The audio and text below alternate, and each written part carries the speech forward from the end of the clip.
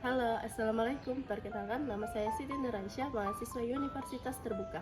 Pada kesempatan kali ini, saya akan mempraktikkan pembelajaran terpadu pada kelas 4, tema 1, subtema 4, indahnya kebersamaan. Mari saksikan video berikutnya. Assalamualaikum warahmatullahi wabarakatuh. Waalaikumsalam warahmatullahi wabarakatuh. Oke, bagaimana kabarnya hari ini? Alhamdulillah luar biasa. Allahu Akbar. Yes, yes, yes. Sebelum kita mulai pembelajaran hari ini, kita berdoa terlebih dahulu ya. Al-Ba'in, silakan dipimpin doanya. Baik teman-teman, sebelum kita belajar, mari kita berdoa. Doa dimulai.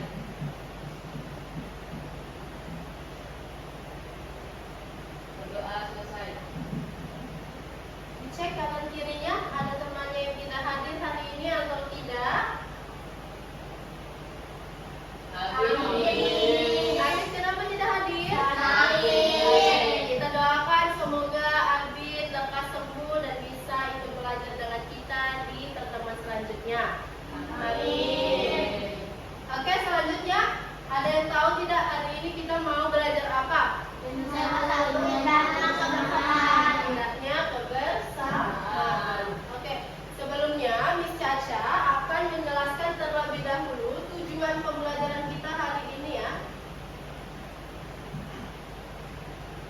Bisa kalian lihat di depan sini tujuan pembelajaran kita hari ini ada 3. Yang pertama, pada akhir pembelajaran kalian dapat menjelaskan gagasan utama dan gagasan pendukung. Lalu yang kedua, kalian dapat mendeskripsikan segi banyak beraturan dan tidak beraturan. Lalu yang terakhir, yang ketiga, kalian dapat menjelaskan pentingnya persatuan dan kesatuan dalam keberagaman.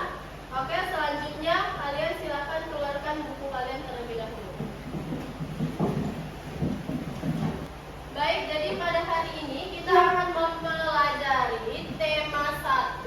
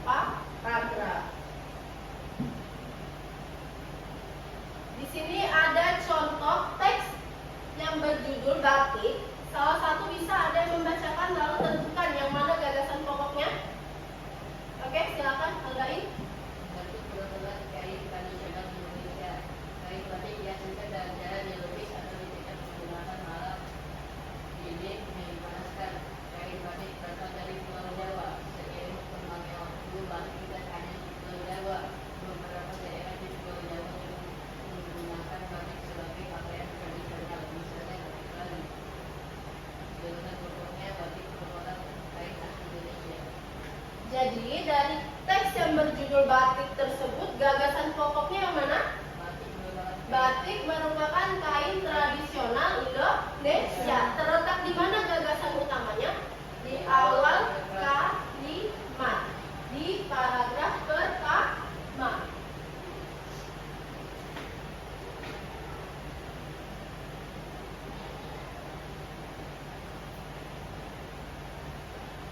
Selanjutnya sama seperti tadi, di sini ada satu contoh lagi teks yang berjudul suku Palembang. Di dalam teks tersebut menjelaskan bagaimana sih suku Palembang yang ada di Indonesia itu.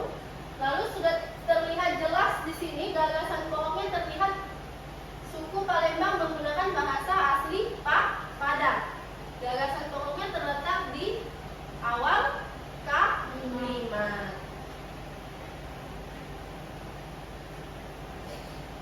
Lalu untuk selanjutnya ada yang namanya gagasan pendukung terletak di akhir kalimat.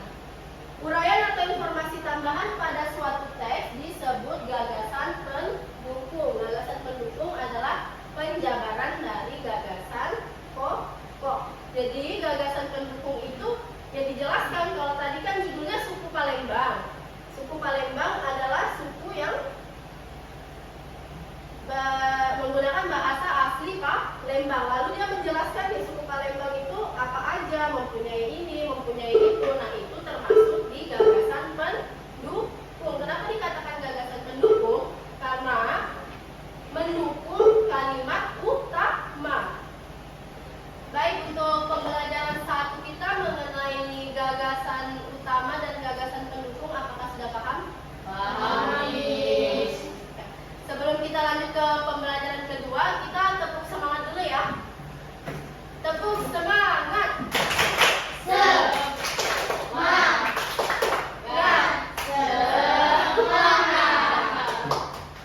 Baik, kita masuk di pembelajaran kedua, yaitu pelajaran matematika. Kita akan belajar tentang bangun segi banyak. Jadi di mana materi ini kita akan membahas tentang bangun segi banyak beraturan dan bangun segi banyak tidak beraturan pada bangun datar. Sebelumnya kita lihat dulu bangun datar yang seluruh sisinya dibatasi garis lurus disebut segi banyak. Ini dinamakan segi banyak nih.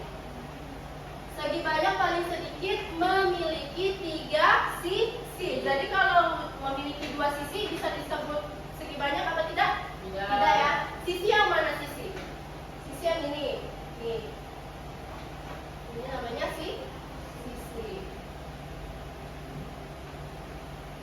Lalu ini contoh bukan segi banyak. Bangun datar di atas sisinya tidak dibatasi garis lurus. Lihat nih. Ada yang melengkung-melengkung. Lalu begini bentuknya, itu bukan segi banyak. Nama segi banyak disesuaikan dengan banyak sisinya. Kita lihat yang pertama, segitiga segi banyak dengan 3 sisi. Benarkah di sini 3 sisi? Sisi yang pertama, yang kedua, lalu yang ketiga. Lalu yang kedua, segi 4 segi banyak dengan 4 sisi. Benar ya? 1, 2, 3, 4. Yang ketiga, segi 5 segi banyak dengan 5 sisi. Benar ya? 5 sisi. Masuk di pembelajaran segi banyak beraturan dan segi banyak tidak beraturan. Segi banyak beraturan adalah segi banyak yang sisi-sisinya sama panjang dan sudutnya sama besar. Tidak di sini. Yang pertama, segitiga sama sisi. Yang namanya segitiga sama sisi pasti sisinya sama semua. Ada juga yang dinamakan segitiga sama kaki. Berarti yang sama cuma kakinya doang. Yang mana kakinya segitiga? Yang ini yang miring. Tapi karena di sini contohnya segitiga sama sisi, berarti dia masuk di segi banyak beraturan. Lalu persegi juga, yang namanya persegi kan semua sisinya sama. Kalau persegi panjang itu tidak semua sama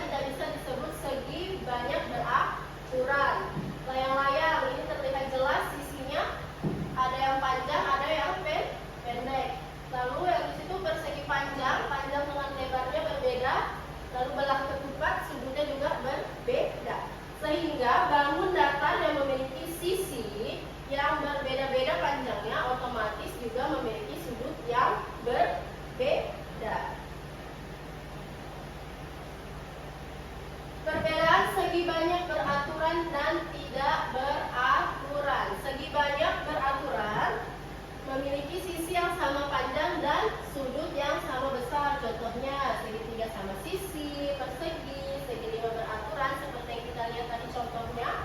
Lalu untuk di kehidupan sehari-hari bisa kita lihat potongan kue yang berbentuk segitiga. Kalian pasti kalau mau potong kue ulang tahun bentuknya segitiga kan?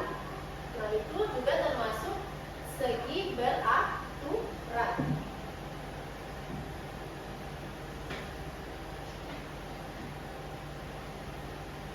Bisa kalian lihat juga di contoh ini, sarang tawon juga merupakan segi banyak beraturan. Kalau kalian lihat dengan jelas sarang tawon, dia itu berbentuk segi 6 ya.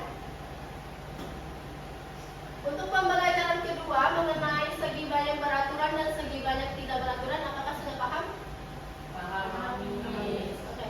Kalau begitu kita lanjut di pembelajaran kita yang ketiga, yaitu pelajaran pendidikan Pancasila. Tapi sebelumnya kita tepuk semangat dulu ya. Tepuk semangat.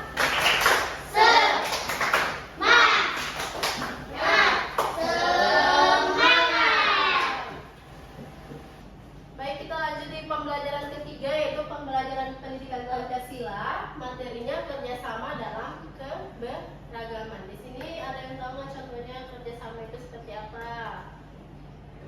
Kerja bakti. Iya, kerja bakti. Kerjasama itu kerja bakti. Lalu ada festival budaya. Jadi kerjasama itu sesuatu yang dikerjakan secara bersama-sama. Tujuannya adalah agar pekerjaannya cepat selesai. Lalu pentingnya persatuan dan kesatuan. Bangsa Indonesia memiliki keragaman suku bangsa, bahasa, sosial, dan budaya. Oleh karena itu, bangsa Indonesia memerlukan persatuan agar menjadi bangsa yang kuat. Semuanya berbeda-beda, tetapi tetap satu jua.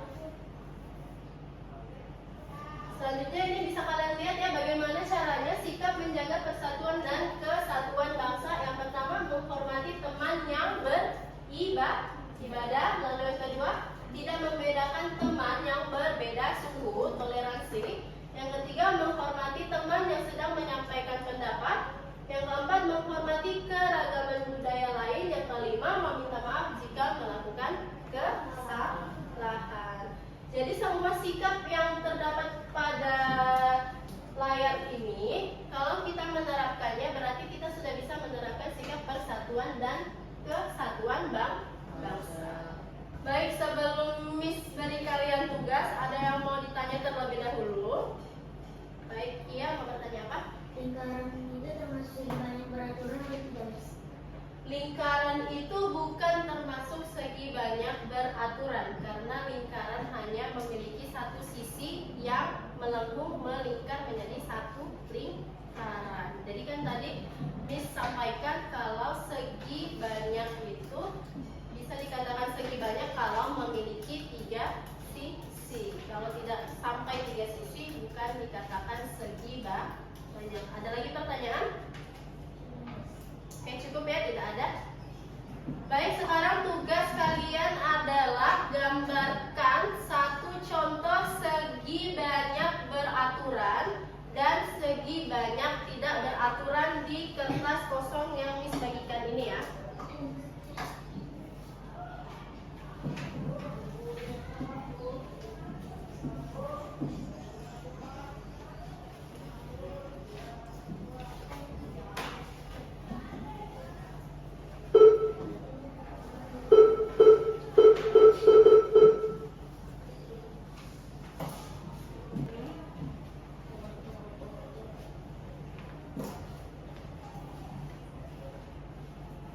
Jadi segi banyak beraturan dan segi banyak tidak beraturan.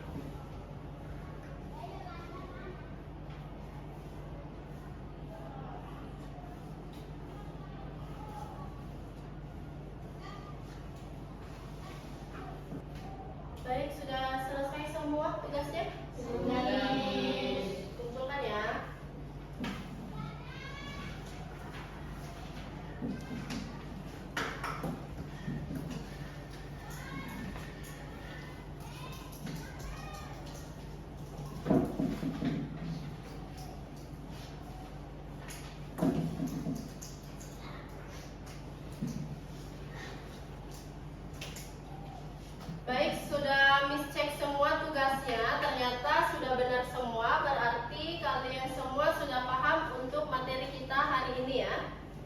Jadi kesimpulan pembelajaran kita hari ini ada 3 pelajaran. Yang pertama bahasa Indonesia membahas tentang gagasan utama dan gagasan pendukung. Lalu yang kedua matematika membahas tentang segi banyak beraturan dan segi banyak tidak beraturan.